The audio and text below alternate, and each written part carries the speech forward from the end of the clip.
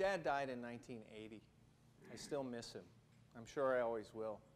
When I think about him, I don't think of any kind of profound events. I think of everyday things.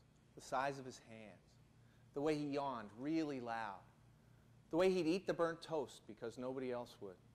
I came to see eating burnt toast as a decidedly masculine enterprise. The way he and my mother would sing together, the shadow of your smile when you are gone.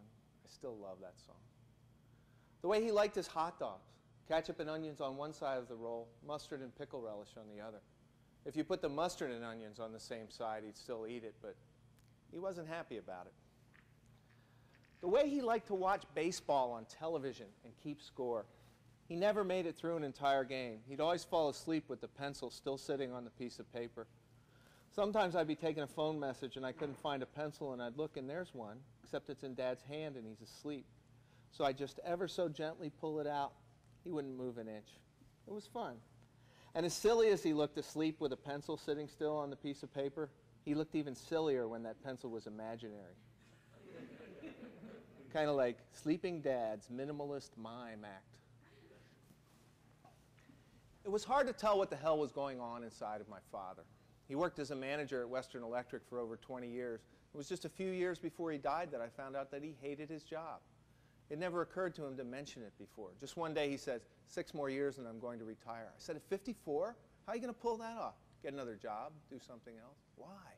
I hate my job. You do?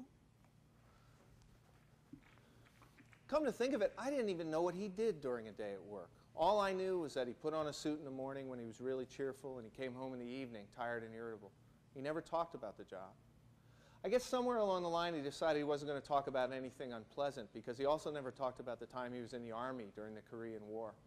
I asked him once, were you ever in combat? Yes. What was it like? Never mind. End of conversation. He didn't want to remember what it was like, and he sure as hell didn't want me to know what it was like. Not just the combat part, that would scare the shit out of anybody.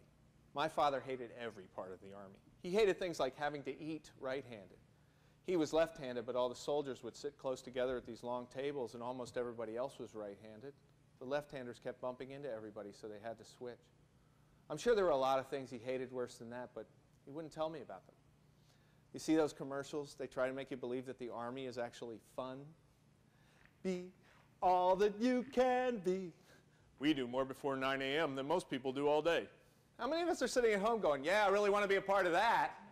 I want to get up at 4 in the morning, lift some heavy stuff, jump out of a plane, and eat breakfast out of a tin can. That's for me. My father hated the Army so much that we would watch the Army-Navy game together every year just because he liked to root for Navy.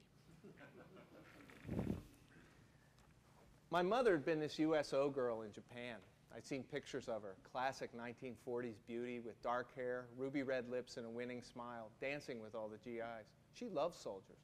For a while, she'd wanted me to be one.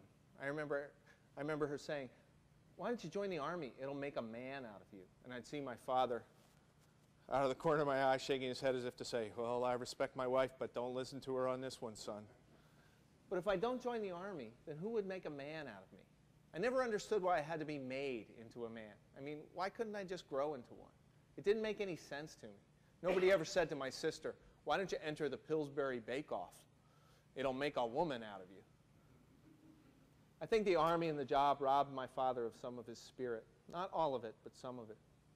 He was only 50 when he died from heart disease, and I think some of this Army and work and holding things in was a part of what killed him.